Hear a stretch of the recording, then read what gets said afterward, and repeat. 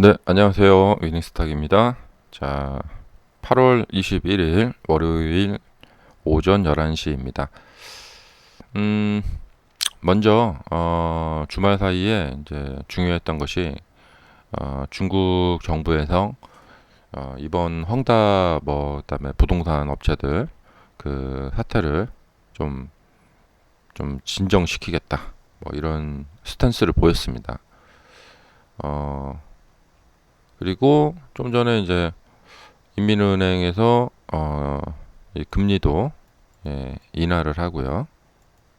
그래서 안간힘을 쓰고 있죠. 어떻게든 다시 이제 경기를 살리고 그렇게 하려고. 자, 이제 그런 노력으로 지금 이제 중국 어, 자, 항생 지수, 네, 그다음에 홍콩, 상해, 예, 낙폭을 조금 줄이는 모습이고요. 좀 상해 지수는 약간 그 반등을 하고 있죠. 주봉으로 보시면 약간 반등을 하고 있고, 그리고 좀 니케이 지수도 좀 반등을 하고 있고요. 그리고 뭐 대만 네, 상승을 하고 있고, 우리나라 지금 지수도 코스피 플러스 0.37, 코스닥이 플러스 1.7, 1.8까지 올라가고 있네요. 반등을 상당히 세게 해주고 있고요.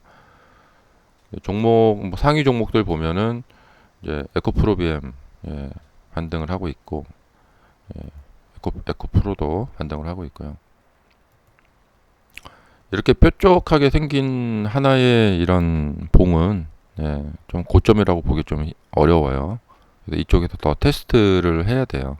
그래서 이제 그 반등이 나타나겠죠. 자, 그 다음에요. 그냥 뭐 오늘은 좀 짤막하게 보겠습니다. 지금 US 테크백이 지금 나스닥 선물인데요. 오늘 이 라인을 좀 보자면은, 음, 자, 이게 쭉 빠졌다가 올라오고 있습니다. 쭉 올라오고 있고요. 플러스 상태를 유지하고 있고, 아까만 해도 좀 마이너스 상태였는데 지금 플러스로 올라오고 있고요. 그 다음에 미국 달러가 상당히 지금 엄청나게 강세를 보이고 있어요. 예. 그러니까 사람들이 미국 달러 수요가 많다는 거죠. 예.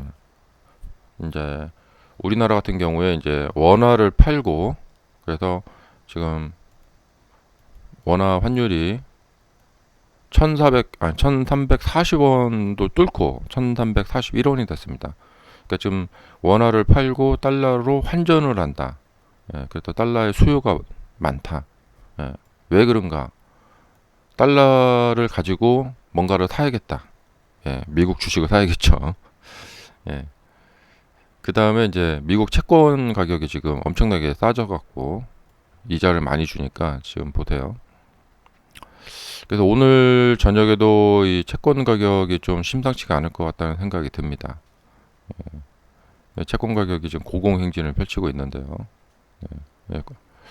전고점 부근에서 왔다 갔다 하고 있는데 이게 지금 요 위쪽으로 가버릴까 지금 사람들이 그걸 좀 생각을 하고 있죠. 근데 이거는 좀 두고 봐야 되겠습니다. 지금 만약에 다행히도 여기서 만약에 꺾이는 모습을 보여준다 그러면은 이제 나스닥이 사는 거고요. 이렇게 지금 이제 기세는 가고 있어요. 그래서 채권이 매우 싸니까 그 채권을 살려고 이제 달러로 이제 환전을 하고 그런 거죠. 예. 근데 뭐 이제 뭐 뇌피셜을 돌려보자면 지금 이제 중국 같은 경우가 자국의 위안화를 방어를 하기 위해서 원래 이제 중국이 미국의 채권을 어마무시하게 갖고 있거든요. 그러니까 중국이 막 내다 던지는 거예요. 그 위안화 이제 환율을 방어를 하기 위해서. 그래야지만 이제 중국의 그 업체들이 이제 미국으로 이제 수출을 하잖아요. 그래서 이제 위안화 환율이 좀 어느 정도 이게 받쳐줘야지만 이제 그 수출을 해서 이제 돈이 남죠. 어, 자,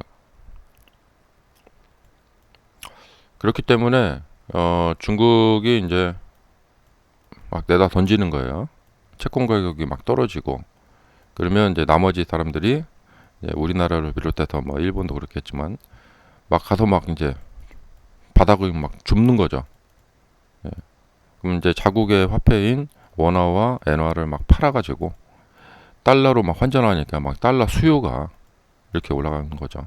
예. 그다음에 요새 이제 그 뭐야 석유 가격도 좀 천정부지로 올라가고 있어요. 천정부지라기보다도 뭐 올라가고 있어요. 그래서 이제 많이 올라가고 있습니다.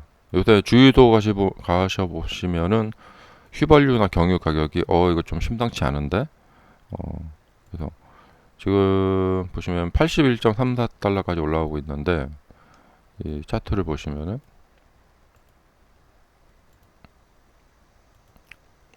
자 이, 이건 이제 한 달짜리 차트인데요. 이제 그동안 눌렸다가 이제 고개를 들고 있습니다. 예, 지금 7월부터 해서 이제 고개를 딱 들고 있는데 이게 좀 위로 조금 더 올라갈 여지가 있죠. 예, 조금 더 올라갈 그 룸이 있죠. 요 지금 저항 라인을 지금 뚫고 이게 약간 이렇게 올라가려고 하고 있어요. 근데 기본적으로 이제 인플레가 이제 석유가 많이 차지하죠. 그래서 석유 가격이 이제 작년에 기억나시죠? 예, 석유 가격이 이제 비싸니까 이것이 이제 인플레를 이제 자극하고 이렇게 인플레를 올리죠. 자, 마지막으로 이제 그 인플레 하면은 항상 우리 연준 예. 이번 금요일인가요? 이제 25일에 잭슨 홀 미팅이 있는데 이게 뭐 이제 왜 중요하냐면 이제 작년에 아픈 기억이 있죠. 잭슨 홀 미팅 작년에 이제 이맘때쯤 하고 나서 엄청 막 무서운 이야기를 해가지고 매파적인 이야기를 해서 촥 이렇게 떨어졌던 기억이 나죠. 이번 잭슨 홀 미팅에서는 이제 무슨 얘기를 할 것이냐 제 뇌피셜을 말씀드리자면은 지금 이제 연준의 목표는 이제 인플레를 잡는 거잖아요. 근데 이제 요즘 이제 경제가 돌아가는 상황을 보면은 연준에서 봤을 때 현재 인플레 상황이 만족스러운가? 아니다. 그렇기 때문에 시장 친화적인 부드러운 이야기, 비둘기파적인 이야기를 지금 해줄 수가 없겠죠. 부드러운 이야기 했다가 막 사람들이 이제 막 올라가자 막 이렇게 할 수가 없겠죠. 그래서 연준이 지금 뭐 많이 지금 근접하긴 했는데 아직 지금 한 2% 부족한 상황이죠. 그래서 이번 잭슨홀에서 자 여러분 이제 우리가 뭐 다 됐어요. 된 것 같습니다. 뭐 이렇게 말을 할 수가 없겠죠. 그래서 일단은 뭐 첫 번째로 뭐 앞으로 이제 그 데이터를 보면서 데이터 디펜던트 하겠다. 뭐 이런 얘기. 그러니까 일단 시장이 안심하고 막 오버 액션을 보이는 것을 유발할 만한 그런 이야기는 하지를 않겠죠. 그 다음에 이제 두 번째는 뭐냐면 이제 작년 잭슨홀에 비해서는 그렇게 작년에 막 무서운 얘기를 했다면 그거에 비해서는 좀 덜 무서운 얘기를 할 것이다. 그러니까 지금은 이제 두 마리 토끼를 다 잡아야 되거든요. 경제도 망가뜨리지 않으면서 이제 인플레도 잡는.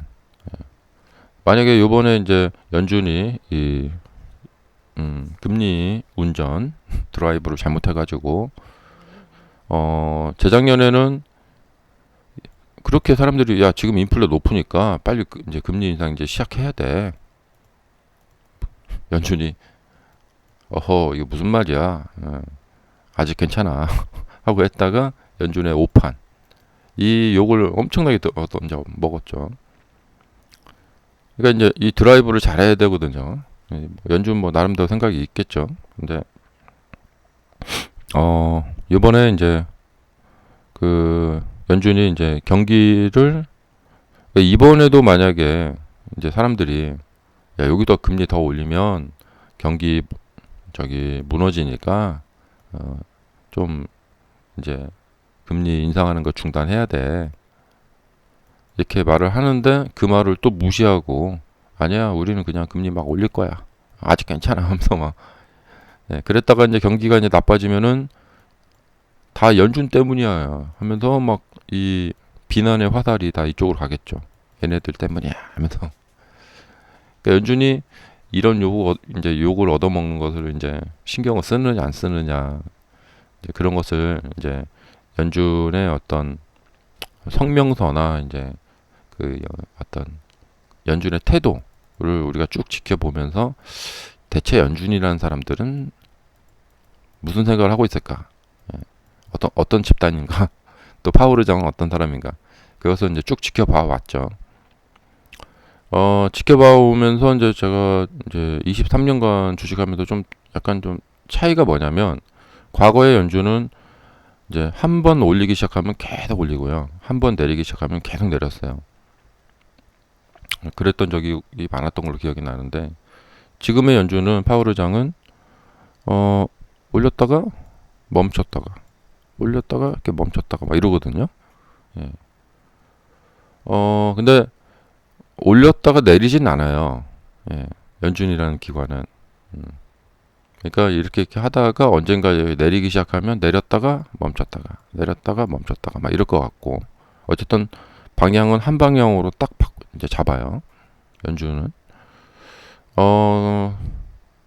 그렇고 예. 요번에는 뭐 데이터 디펜던트 하겠다 이런 말 할 것 같고 그 다음에 이제 덜 무서운 이야기지만 역시나 시장의 어떤 그 상태를 이제 붙들어 놔야 되잖아요. 시장이 막 오버하지 않게.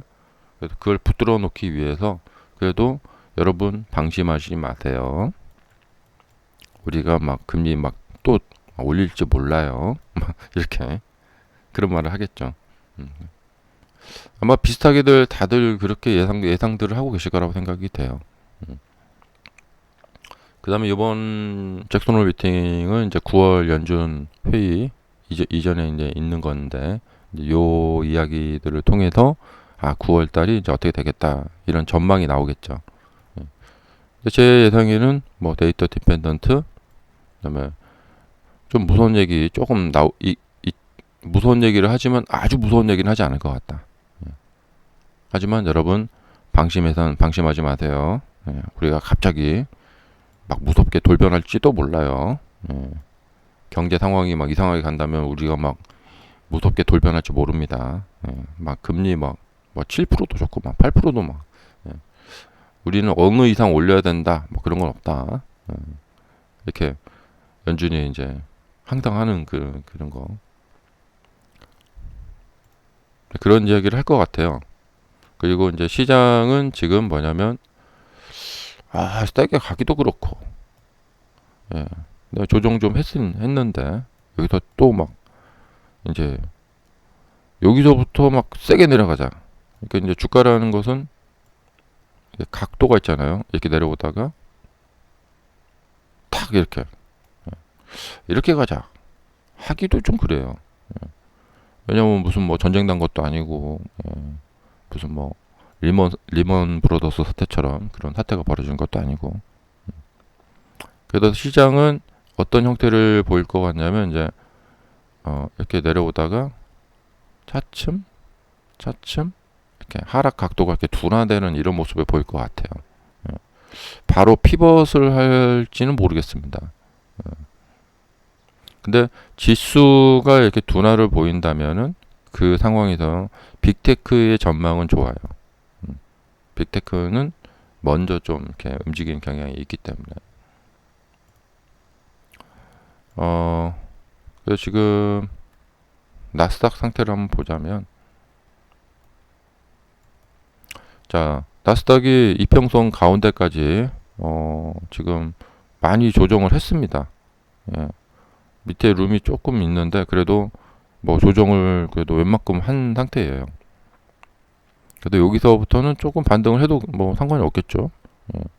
그러니까 여기서 여기서 계속 상승하기에는 상승 랠리가 너무 길었기 때문에 무리가 있었죠.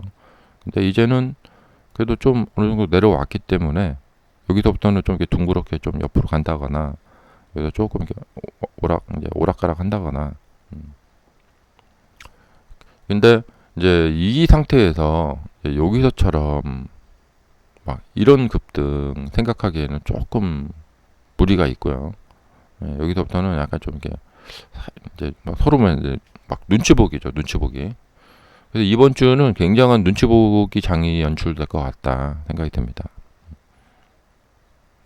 자, 그러면 다음 영상에서 또 뵙도록 하겠습니다. 감사합니다.